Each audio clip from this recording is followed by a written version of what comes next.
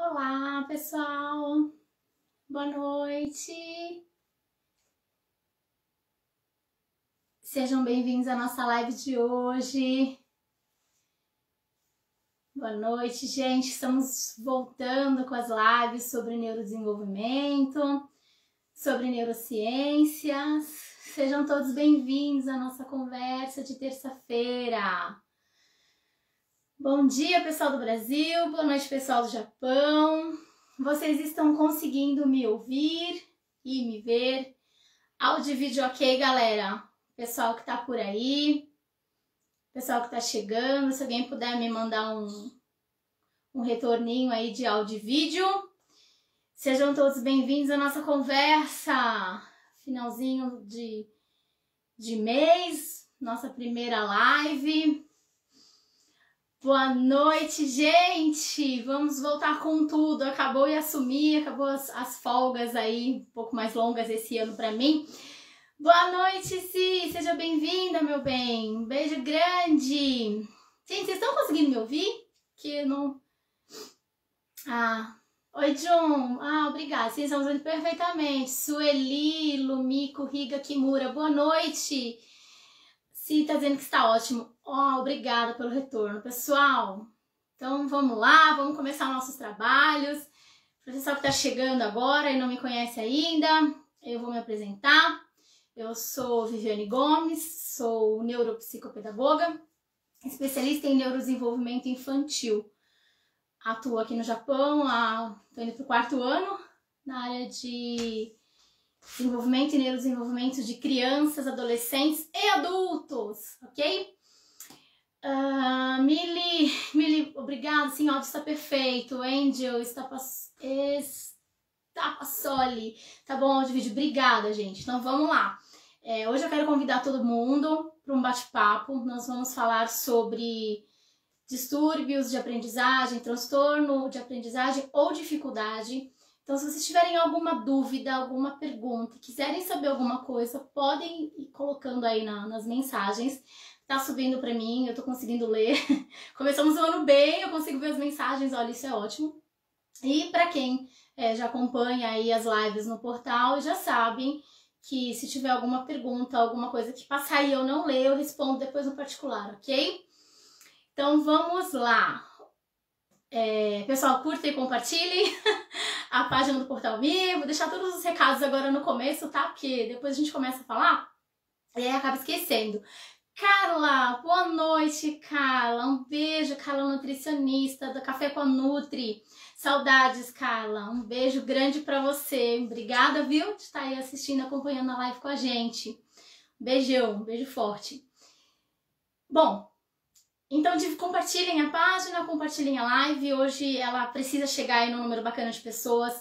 Eu vou falar sobre neurodesenvolvimento, vou trazer um pouco a questão de criança, mas muito do que eu vou falar aqui, gente, cabe para adolescentes também e para nós adultos, tá?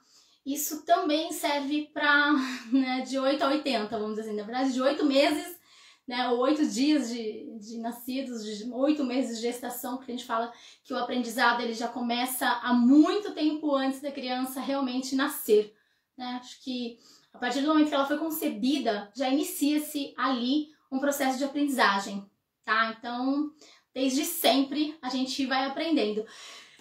Jana Cris, boa noite, seja bem-vinda. Marcos Tanaka, boa noite para vocês. Hoje a gente está aqui, vamos começar os trabalhos aí, falando sobre aprendizagem, né? Esse primeiro semestre, a gente está começando agora, hoje é a primeira live do ano. Quero agradecer ao Portal Me, por mais um ano, por mais um espaço, né? Terça-feiras, quinzenalmente de terça-feira, vocês encontram as lives aqui no portal para falar sobre neurodesenvolvimento, sobre desenvolvimento típico, atípico, dificuldade de aprendizagem, enfim.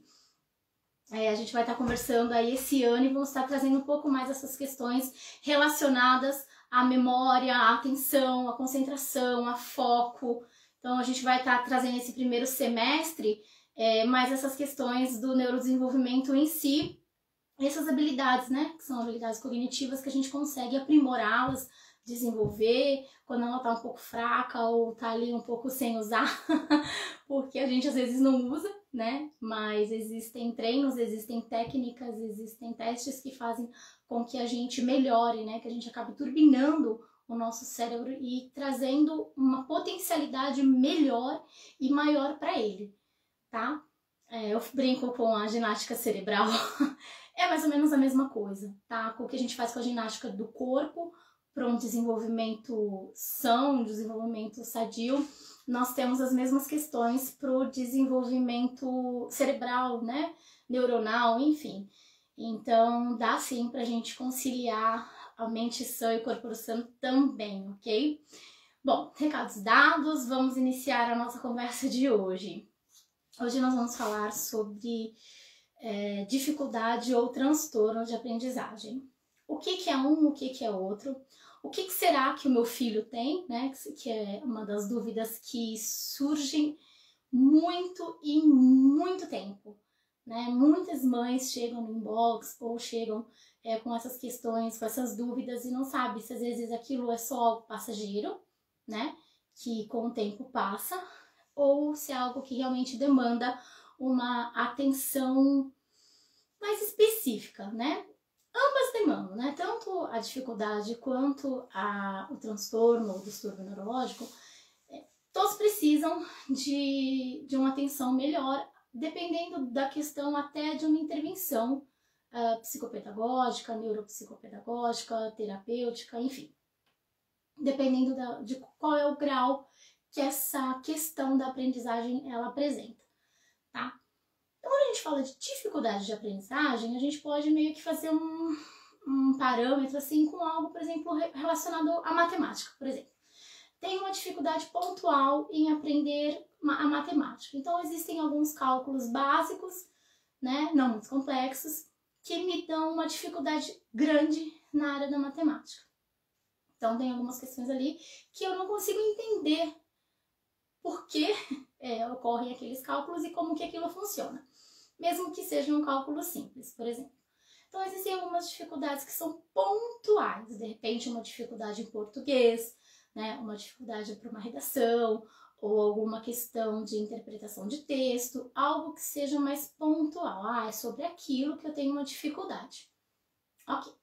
Então, quando a gente tem dificuldade, a gente consegue, através de exercícios, de treino, de repente um reforço escolar, ou alguma coisa nesse sentido, a gente consegue suprir essa dificuldade. Então, eu aprendo sobre aquilo que está me sendo difícil, né? Eu aprendo sobre aquilo e eu consigo ter um êxito naquela atividade que eu preciso fazer. De repente, eu tenho uma dificuldade pontual em matemática, eu estudo, eu aprendo, eu faço umas aulas de reforço e aí eu acabo sabendo como fazer aquela lição ou aquele exercício matemático, por exemplo. Isso é uma dificuldade, tá? Quando é algo solucionável. Eu tenho uma questão da aprendizagem ou do desenvolvimento, mas eu consigo aprender sobre aquilo e aí essa dificuldade ela passa, ela vai embora. Eu consigo suprir essa dificuldade. Essa demanda que a criança, ou que o adolescente, ou que o adulto apresenta, ela consegue ser terminada, ser sanada. Júnior, boa noite! Boa noite, Portal Me. Alice, boa noite, querida. Alice Ti, nossa neuroamiga, que nos acompanha aí por muito tempo. Um beijo grande pra você, meu bem. Voltamos com as nossas lives. Tava com saudade já de falar, gente. Vocês sabem que eu falo muito nas lives, né? Tava com saudade de falar com vocês sobre essa área que pra mim é fascinante. Eu só esqueci, a página da NeuroKids, pessoal do Portal Me, por favor, se vocês puderem colocar aí o link da NeuroKids, eu agradeço. Vocês me encontram lá, tá? Aqui na região de Nishio. Eu tô aqui na NeuroKids, se vocês precisarem de alguma coisa, se vocês entrarem em contato. Pessoal de Toyohashi, vocês me encontram na TikTok, também estou lá, na TikTok Educação Infantil, todas as quartas-feiras. Então, galera de Toyohashi que precisar falar comigo, estarei por lá, ok? Voltando aí ao nosso tema de hoje, né? O tema que vai estar conosco, vamos dizer assim, durante esse primeiro semestre, que são as questões da aprendizagem, tá? Então, a dificuldade que eu apresento relacionada a algo ou alguma coisa, eu consigo solucionar. Por exemplo, eu tenho uma dificuldade de atenção e de concentração. Também é um tipo de dificuldade, também é uma habilidade, né, uma habilidade cognitiva que eu posso treiná-la. Então, eu tenho uma certa dificuldade para me manter em foco, ou o meu período atencional ele é muito curto, o meu tempo atencional é muito curto, e aí com isso eu não consigo assimilar, não consigo pegar as informações e reter elas por muito tempo, né? E aí isso acaba se transformando numa dificuldade de aprendizagem. Então, de repente, eu não aprendo um japonês, né? Por exemplo, o Nihongo, tenho uma dificuldade para aprender o Nihongo, não pela questão pedagógica só. Não é só pelo método que ensinam ou pela maneira que as aulas acontecem. Mas eu tenho uma dificuldade muito grande, por exemplo, de tentar diferenciar katakana de hiragana, ou uma dificuldade muito grande nas minúsculas partículas que compõem a língua japonesa, enfim. E aí, às vezes, a gente acha que é só uma questão do estudo, tá? E nem sempre é só uma questão do estudo. Às vezes eu tenho aí uma outra questão do neurodesenvolvimento que dificulta essa minha aprendizagem de outra língua, do Nihongo, seja a língua que for. Então, às vezes não adianta eu estudar e aquele conteúdo não entrar na minha cabeça, vamos dizer assim, tá? Quando esse tipo de coisa acontece, aí a gente tem que ficar atento, porque pode ser que não seja só uma dificuldade, né? Aí pode ser que a gente esteja falando de um transtorno do neurodesenvolvimento, com um distúrbio de aprendizagem ou alguma coisa nesse sentido. E aí, quando a gente vai para essa área mais clínica, mais neurológica, não adianta só a questão do esforço para estudar, não adianta só a gente gambatear, né, da gente se esforçar para fazer as coisas, para estudar, para ter atenção, porque não vai adiantar, tá? Sozinho, essas questões não são sanadas, a gente não consegue passar por elas, tá? Mais ou menos nesse sentido, para a gente saber o que é a dificuldade e o que é o transtorno e como que a gente diferencia uma coisa da outra. Quando a gente fala de transtorno, de distúrbio do neurodesenvolvimento, do desenvolvimento, enfim, são questões clínicas, tá? São questões neurológicas, neurobiológicas e que trazem aí grande prejuízo na vida dessas crianças, desses adolescentes e de nós adultos, tá? Então, nesses casos, a gente precisa de uma demanda terapêutica, vamos dizer assim, um pouco maior. Se for uma questão só de aprendizagem, que é o que a gente está conversando hoje aqui, um atendimento com o terapeuta da aprendizagem, com um profissional que cuida da questão da aprendizagem em si, a gente consegue sim ter um avanço grande dessas crianças, desses adolescentes, na questão do aprendizado. Então, a gente consegue sim ter um avanço significativo em relação a isso. Como que eu sei a diferença de um ou outro? Esses exames, né, são sempre realizados por profissionais da área. Então, o psiquiatra, o neuropediatra da criança vai fazer essa avaliação. No caso de adulto, vocês vão buscar um profissional da área da saúde mental para que ele faça essa avaliação com você. Às vezes a gente tem um pouco de dúvida, né, como que isso acontece, mas assim, tudo aquilo que foge do padrão, tudo aquilo que foge ou que traz um prejuízo muito grande para a nossa vida, então assim, eu esqueço muita coisa, e eu esqueço, por exemplo, as coisas no forno, a geladeira aberta, eu esqueço aqui, por exemplo, de fazer o tomaré nas ruas, né, que é aquela parada obrigatória para quem dirige, passa farol vermelho, então tem algumas coisas que não dá pra gente esquecer, e no dia a dia, se esses esquecimentos se tornarem perigosos, aí sim tá na hora da gente buscar uma ajuda, tá? Então a gente consegue diferenciar se é uma dificuldade ou se é um transtorno, nesses casos, nesse sentido de avaliação, tá? Existem alguns meios para a gente avaliar o déficit de atenção, concentração e memória, tá? Existem sim, a gente consegue saber o nível de atenção e concentração da pessoa, se ela tá baixa, se ela tá acima, enfim. Existem alguns testes padronizados que nos ajudam a ter um indicativo de alguma questão aí de distúrbio de transtorno, tá? Isso a gente vai conversar nas outras lives, ok? Mili, tem sido muito gratificante ter você aqui desenvolvendo esse trabalho incrível. Sim, as crianças estão em constante evolução. Eu que agradeço a oportunidade, pessoal, da Tic-Tac. Carla, aqui no Brasil as crianças estão em aula online, é típico. Tenho recebido mensagens de mães que os filhos foram diagnosticados com transtornos.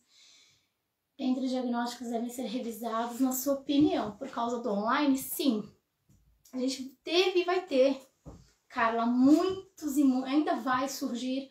Eu acredito que o pessoal do DSM-5 vai ter muito trabalho após essa pandemia para rever e vão surgir muitos outros distúrbios e transtornos do desenvolvimento, do neurodesenvolvimento, transtornos afetivos, não só de cognição. Aí as meninas da área da psicologia também vão ter um trabalho muito forte nesse sentido.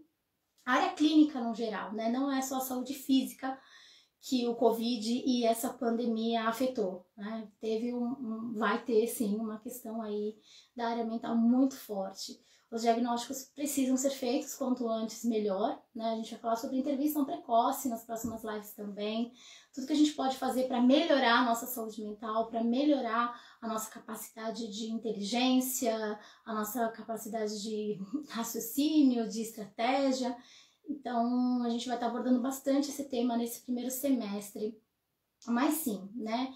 A educação remota, a educação híbrida, as aulas online, enfim, estamos se falando são tantos novos termos na área da educação que, inclusive, nós, né, profissionais da área, tanto da educação quanto da saúde, também estamos tendo que aprender a lidar com essas questões, né? Não são só as crianças e nem só os pacientes, né? Os profissionais, os professores também estão tendo uma certa dificuldade, mas também está saindo muita coisa boa, né? Eu acho que entre tudo que aconteceu, o resultado tem sido positivo, de uma certa forma. Eu acho que as escolas, não só no Brasil, mas aqui também, nessas mudanças de turnos, os alunos, ora estudavam um dia, ora estudavam no horário. Então isso tudo mexeu com a rotina, né? E aí quando mexe com rotina, mexe com o nosso psicológico também. Mas quando a gente tem uma criança ou quando a gente é um adulto bem resolvido, vamos dizer assim, quando a gente está consciente do que acontece, de como lidar com essa situação, as coisas ficam mais fáceis, né? Então é nesse sentido que esse semestre a gente vai estar trabalhando. O que eu posso oferecer, o que eu posso fazer para ter uma saúde mental bacana, para eu saber como lidar com essas questões quando elas surgem, né? Para eu ter um planejamento, uma organização, uma execução de ideias correta, né? Certa, numa maneira que eu possa utilizá-la em diversas situações. Então, por isso quando a gente fala de saúde mental, a gente não tem que ficar focado só se eu tô bem, se eu não tô, se eu tô depressiva, se eu tô feliz. As emoções são extremamente importantes, né? Até porque elas acontecem lá no nosso cérebro, o nosso sistema límbico tá lá dizendo por que a gente sente tanta coisa. Então, as emoções são também cerebrais, vamos dizer assim. Então, nada foge aí da área da neuro, né? Então, o cérebro justifica tudo, inclusive as nossas crises em todos os sentidos, seja de depressão, seja de ansiedade, enfim, tá? Por isso que o neurodesenvolvimento é tão importante quando a gente fala da área, enfim, da área da neuro. É importante a gente saber de onde vem aquele comportamento, por que ele vem e o que acontece se eu fizer uma intervenção certa ou uma intervenção errada, ou então se eu deixar passar e achar que com o tempo aquilo vai resolver, né? O que acontece quando a gente tem alguém com uma dificuldade de aprendizado? A gente acha que com o tempo aquela dificuldade vai sanar. Então, ele vai crescer, ele vai melhorar e essas dificuldades que ele tem, ele vai aprender ou ele vai passar por elas.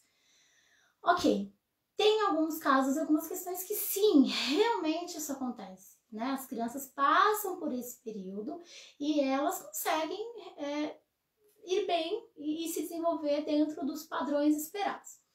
Mas tem algumas dificuldades que, se a gente não tratá-las, se a gente não trabalhar, se a gente não conscientizar pai e mãe, se a gente não fizer o melhor para aquela criança naquele momento, ela vai ter uma grande possibilidade daquilo se transformar num transtorno, tá? Seja um transtorno de ansiedade, seja um transtorno de conduta, seja um transtorno social, enfim. Se não trabalhada na base, essa dificuldade inicial, ela pode sim vir a ser uma questão muito mais séria, muito mais grave, né? E aí, quando a gente se depara com um transtorno, um distúrbio do neurodesenvolvimento, as coisas ficam um pouco mais complicadas, tá? Por quê? Dependendo do que é diagnosticado, a gente começa com o uso de medicação. E os pais e mães aí que têm crianças com alguma questão do aprendizado e do desenvolvimento sabem que quando a gente parte para a área da medicação é muito complicado, porque vem todos os fatores de risco que todas as medicações trazem, tá? Então, por vezes, é muito melhor você fazer uma intervenção inicial, mesmo que você ache que é só uma dificuldade de aprendizagem. Eu acho que é só uma dificuldade de atenção.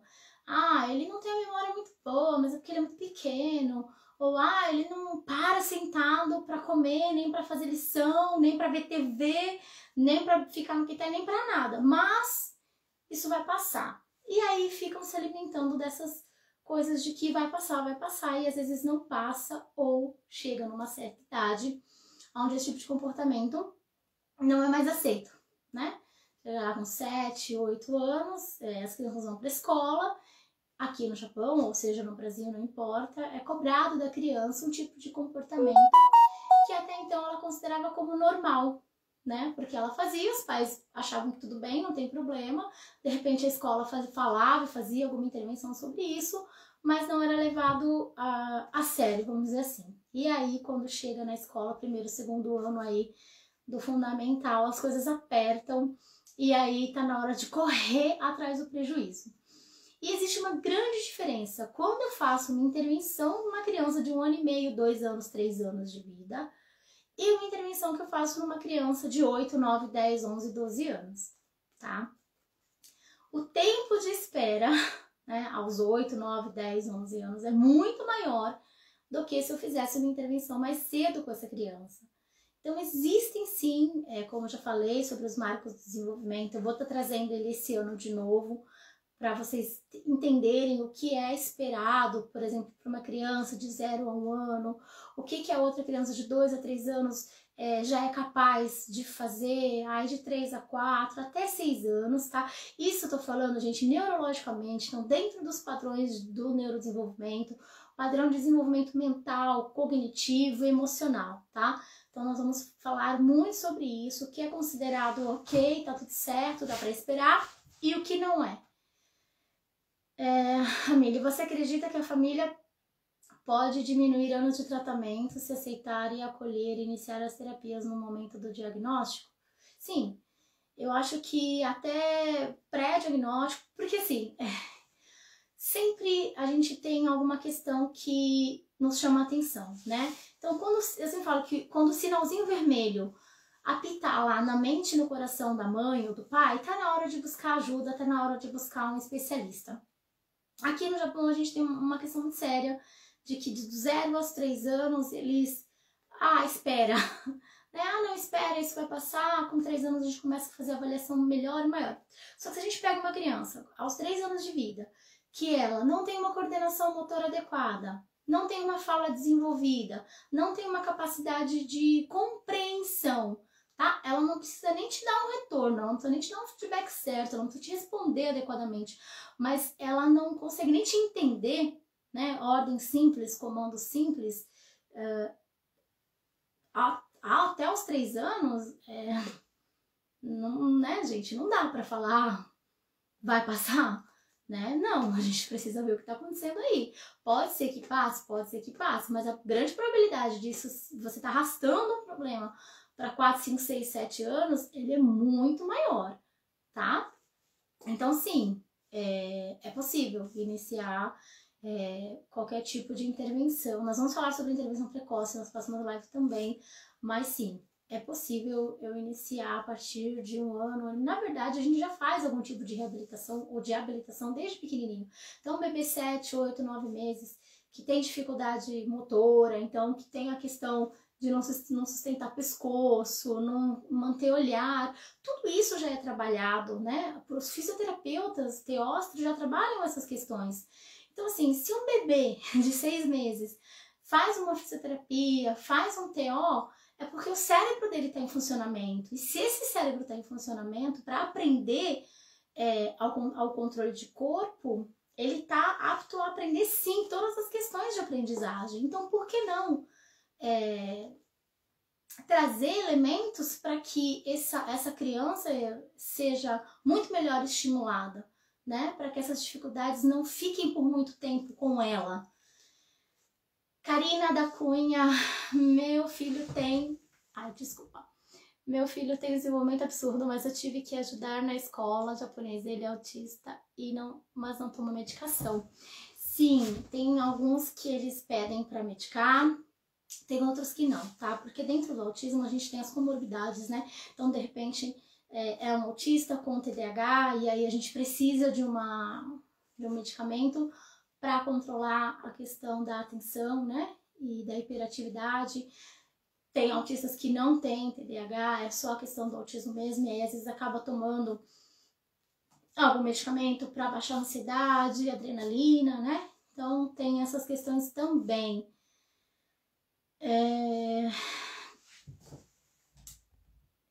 A Karina tá falando, a Karina forma como?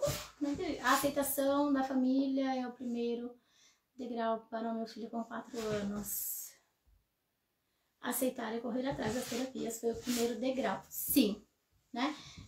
A primeira resposta que os pais têm, na verdade, é buscar um especialista, né? Então vá ao neuropediatra, vá ao pediatra, diga a eles a sua inquietude, mostre que você acha que tem alguma coisa ali que está fora dos padrões, que você gostaria de uma avaliação melhor e maior, tá? Quando é possível, ótimo, aí você já tira essas questões da sua cabeça, ou então você realmente corre atrás daquilo que precisa ser feito, tá? Quando a gente fala de transtorno, distúrbio do desenvolvimento ou da aprendizagem, eles são todos considerados como doenças mentais, tá? Então, existe o TDAH, o autismo, síndrome de Rett, enfim, tem dislexia, enfim, dislalia, descalculia, os dias todos da vida, são todas distúrbios de aprendizagem, tá? E aí esses distúrbios de aprendizagem, eles precisam sim de uma orientação terapêutica, porque ele não é uma dificuldade pontual, tá? Nós fizemos algumas, dentro da neurociências, né? Nós fizemos algumas subdivisões, vamos dizer assim, entre a área da matemática, a área do português, área de cognição, para a gente conseguir se organizar dentro de tudo. Então, quando a gente fala de descalculia, de disgrafia, desortografia, a gente vai alguns para a área do aprendizagem da leitura e escrita, vamos dizer assim, e outras para matemática que a gente fala como raciocínio lógico, né? Raciocínio lógico matemático, raciocínio estratégico, enfim, que são as áreas do cérebro que atuam na interpretação, avaliação e interpretação de textos e de informações, e na outra que é a parte de cálculos, né? Então, planejamento estratégico em relação ao espaço geofísico, enfim, a cálculos matemáticos, né? Então, a gente acabou fazendo essas divisões até para a gente conseguir estudar melhor cada área. Então, existem alguns profissionais da psicologia, da psicopedagogia e da neuroaprendizagem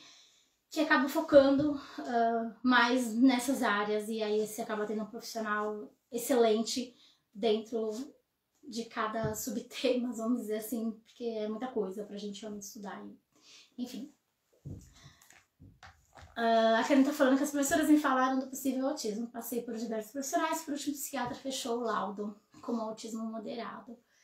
Sim, aqui, né, e tanto aqui quanto no Brasil, existem essas subdivisões do autismo. Então, o A, B e o C, no caso aqui do Japão, e o moderado, leve e o severo no Brasil. Então, são classificações que existem em todo o mundo, né? E aí a gente faz essa divisão, Karina, para saber exatamente como trabalhar, né? O plano de intervenção terapêutica dessas crianças, teoricamente, né? Ou deveriam ser, pelo menos, se não são, deveriam ser, pautados na classificação do autismo e do grau que as crianças têm, tá? Você acha que o segundo filho pode vir a ser autista? Existe uma ligação em relação ao autismo e hereditariedade, ao autismo e família. Tem crianças que sim, que são, tem famílias de 3, 4, os 4 filhos, por exemplo, são acometidos pelo TEA, e tem casos que não, tá? O autismo, ele é uma caixinha surpresa, né? Quando a gente fala sobre o autismo, é tanta coisa e muda-se tantas coisas, porque muda tudo, muda o comportamento da criança, a estimulação que ela recebe, a escola que ela estuda. Não é só uma questão interna. Existem os fatores externos também, eles estimulam muito o desenvolvimento neuronal do autista, tá? Assim como de todos os outros distúrbios de aprendizagem.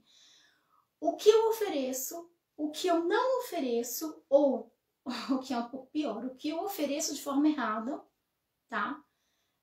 Interfere sim no desenvolvimento dessas crianças, desses adolescentes. Então, se eu aprendo de uma forma errada, eu vou trazer aquilo como certo para mim, mas como errado para o todo. Se eu não aprendo e não tenho quem me auxilie, me estimule a aprender, eu também vou ficar com esse déficit, vou ficar com esse buraco aí, com essa lacuna no meu desenvolvimento. Agora, se eu tenho uma estimulação adequada e eu consigo ter alguém que faça esse caminho, que percorra esse caminho comigo, eu vou conseguir sanar muitas das questões, tá?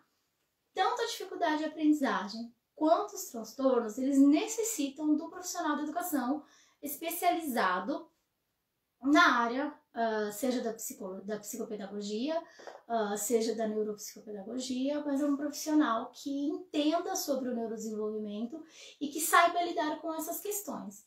Por quê? Não adianta eu trabalhar só, por exemplo, uma consciência fonológica, ou então só ensinar lá, fazer uma alfabetização fônica, ensinar ele a alfabetizar a criança através de um método que eu não sei como funciona de verdade, por exemplo, tá? Então a gente precisa ter muito cuidado com quem a gente vai contar durante esse processo do desenvolvimento das crianças e dos adolescentes. Quando a gente fala de distúrbio ou transtorno, a gente precisa ter uma atenção redobrada, tá? Porque, além dela exigir muito mais da família, ela exige muito da criança ou do adolescente ou do portador daquele transtorno, tá?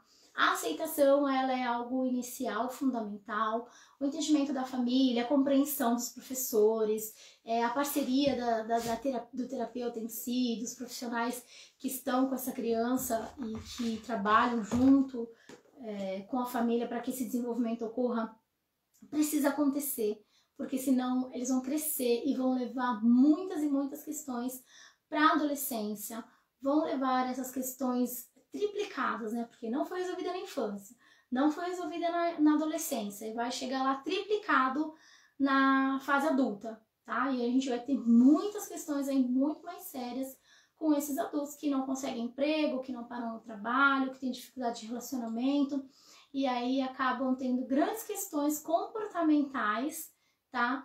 E que na verdade elas são derivadas, a origem delas foi na questão do aprendizado, tá? A Karina tá falando que ele é super carinhoso e agora está aprendendo a demonstrar carinho, a falar te amo, mas ele já foi super agressivo, batia muito. Sim, é uma das características, né? A questão da agressividade, da autoagressão, da mutilação, enfim. Como eles não sabem lidar com as questões das emoções, Karina, essa fase aí de se bater acontece, tá? Tem crianças que têm algum distúrbio, algum transtorno de aprendizagem. Como elas não conseguem lidar com as situações, ou elas se batem, ou elas batem nos amigos, ou elas se jogam no chão, ou elas batem a cabeça na parede, ou elas se batem com a mão na cabeça, ou batem em alguma área do corpo. Então acontece, tá? existe sim esse tipo de comportamento, existe sim essa carência de entender as emoções, de demonstrar as emoções, tá? Por que que eles não demonstram? Porque eles não as entendem, tá? E habilidade emocional também é uma habilidade que a gente consegue aprender, né? Tudo que é cognitivo, tudo que a gente consegue desenvolver enquanto habilidade é possível de se aprender, tá? Então, sim, ele está demonstrando carinho, ele está falando que ama, e a questão da agressão diminuiu, porque ele começou a entender o processo que acontece. Quando eles começam a entender aquilo que está dentro da cabeça deles, fica mais fácil eles trazerem para fora o comportamento normal, não sei, o esperado, vamos dizer assim, tá? Então, isso são habilidades cognitivas que são treináveis, elas são aprendidas, então não dá se dá para aprender, a gente consegue ensinar. Só que para a gente ensinar esse tipo de comportamento, a gente precisa conhecer, precisa saber, né? E aí, às vezes, no nosso dia a dia, na rotina, fica muito corrido, né? Principalmente aqui, não sei se você tá falando aqui do Japão, Karina, ou se você tá no Brasil. Mas aqui, por exemplo, a gente tem uma questão muito séria em relação a tempo, né? Os pais acabam não tendo um tempo muito grande para ficar com as crianças, então é muito trabalho, é uma rotina muito pesada, e aí é difícil, né? Fica muito difícil a gente conseguir ter esse olhar mais específico para conseguir ajudar a criança.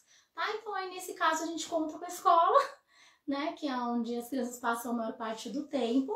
Então a gente conta com a escola e conta também com os profissionais da área que estão aí para ajudar, para auxiliar e para orientar o que fazer e como fazer, ok? Ah, tá, a Karina tá aqui no Japão, então. Assim, em relação a ter ou não, é muito específico, tá? Pode ser que, sim, pode ser que crianças que são irmãos, um tem autismo e outro não, tem crianças, no caso que a família, todos os filhos que vêm têm, então, assim, não dá pra gente dizer ao certo se sim ou não, ok? Mili, a maioria das crianças nessa vida corrida acaba não tendo muita atenção e não desenvolvendo a inteligência emocional para o nosso ensino diferencial terapêutico. Sim, quando a gente fala de educação emocional, de psicoeducação, a gente fala que é importante, que é bacana, tem gente que meio que tá na moda falar, existem projetos que trabalham com isso e querem desenvolver a educação emocional, a inteligência emocional, tal, não sei o quê. E aí acaba fazendo uma dinâmica de grupo, faz uma atividade lá com todo mundo, fica todo mundo lindo, feliz e alegre e pronto, né? A gente que é da área da neurociência sabe que não é só isso, tá? Existe toda uma explicação por trás de todo o comportamento emocional da gente. Então, todas as nossas sensações e emoções, elas são regidas pelo nosso sistema límbico, né? Que é onde fica lá, onde é gerado todas as nossas emoções. E a gente precisa entender, pelo menos, sobre neurociência, sobre neurodesenvolvimento, para a gente poder falar sobre qualquer tipo de psicoeducação ou de educação emocional, enfim, para a gente saber como lidar com essas questões de uma maneira mais assertiva, tá? Não que todo profissional tem que ter, não é isso. Até porque é muito difícil a gente saber de tudo o tempo todo, porque é basicamente impossível. E quanto mais a gente estuda, menos a gente sabe. Isso é fato, né? Mas assim, da gente estar atento a que profissional que eu busco, quem que tá ali fazendo essas orientações dessas crianças, e saber, assim, perguntar onde se formou, o que você fez, qual a sua especialização, você se graduou em quê, porque as crianças precisam estar seguras, né? Porque se elas já vêm com um atraso no desenvolvimento, com um distúrbio ou um transtorno de aprendizagem, ou comportamental, a gente precisa saber e estar certificado de que aquele profissional está ali para somar, tá? Para ajudar e para fazer essa criança evoluir. Faz um ano e meio de terapia e eu não tenho resposta, eu não tenho nenhum tipo de evolução, gente, tem alguma coisa errada, tá? Karina tá falando autismo em menina. Sim, autismo em menina, Cris, Karina, ele existe, é um número menor, bem menor, tá? Geralmente acometido o número de meninos é muito maior. O autismo em meninas, geralmente ele vem de uma forma mais leve, ele vem como Asperger, mas sim, é possível. Eu já peguei adolescentes aqui, meninas, né, 16, 17 anos, com autismo severo, né, moderado ou severo, e existe também, tá? As questões são diferentes. É diferente você tratar uma autista menina e um autista menino, tá? Eles têm questões diferentes, né? Existem alguns focos, alguns hiperfocos que são bem diferentes, tá? Carla, muito importante a sua colocação, necessário fazer essas perguntas. Sim, gente, fica como um alerta, tá? Aquele que quiser acolher a informação, ótimo, pega e divulga. Aquele que não quer, pega e guarda ela num das suas caixinhas de memória aí, que elas, se não for usada, o nosso próprio cérebro faz questão de apagá-las e excluir, né? Dar um delete aí nos nossos neurônios, no nosso sistema, aí tá tudo certo, não tem problema. E aí é bom porque também abre espaço para as novas informações, ok?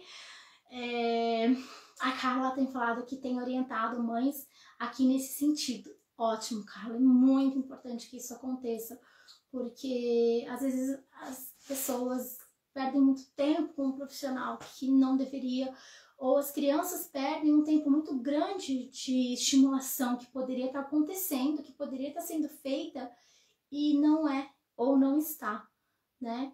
Então, assim, toda criança, adolescente, adulto que está em tratamento de terapia, ela, um ano e meio, ela precisa sim ter apresentado um grau de evolução, nem que seja, para as mães podem achar que é pouco, mas de repente é algo considerável, tá? Então, os negócios que faz terapia, por exemplo, de fala, faz terapia e não evolui, ou as mesmas questões que quando você chegou para fazer a entrevista de anamnese, depois de um ano ela ainda continua, gente, vamos rever.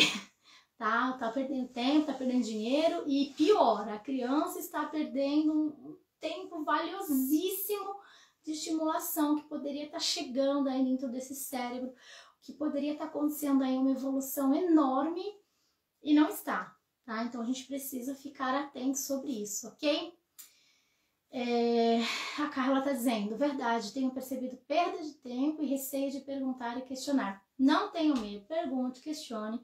Se é um profissional capacitado, se ele é gabaritado, se ele estudou para isso, ele vai te responder com a maior calma do mundo, tá? Ele vai solucionar todas as suas dúvidas, ele vai ter, inclusive, prazer de lhe dizer o que ele tá fazendo, por que ele tá fazendo, como ele tá fazendo, aonde ele pegou essa criança e aonde ele quer levar essa criança, o que ele tá fazendo, o desenvolvimento nesse meio de caminho, tá? Então, isso não... Quem é, não tem dúvida e não vai ter medo de esclarecer essas coisas para os pais de maneira alguma, ok? Gente, eu agradeço vocês por hoje, obrigada pela participação de todo mundo, eu espero vocês na nossa próxima live. Na próxima live a gente vai estar conversando sobre intervenção, tá? Então, qual é o processo de intervenção na aprendizagem, o processo de intervenção que a gente precisa fazer nas crianças. Então acompanhe esse ano, a gente vai ter muita coisa bacana, a gente vai trazer aí muitas questões, desenvolvimento típico, desenvolvimento normal, entre aspas, e o desenvolvimento atípico, as questões que dificultam aí a aprendizagem em todo o seu geral. A gente vai conversar nesse primeiro semestre aqui no Portal Me. Então, pessoal, obrigada pela presença de vocês, obrigada por me ouvirem. Qualquer dúvida que vocês tiverem, estamos aqui, ok? Espero vocês na próxima, semana que vem, que a gente não tem live, na outra, então quinzenalmente aqui no Portal Me, eu aguardo vocês pra gente falar e continuar falando sobre neurodesenvolvimento, ok? Um beijo pra todo mundo, boa semana e espero vocês até fevereiro. Abraço, pessoal!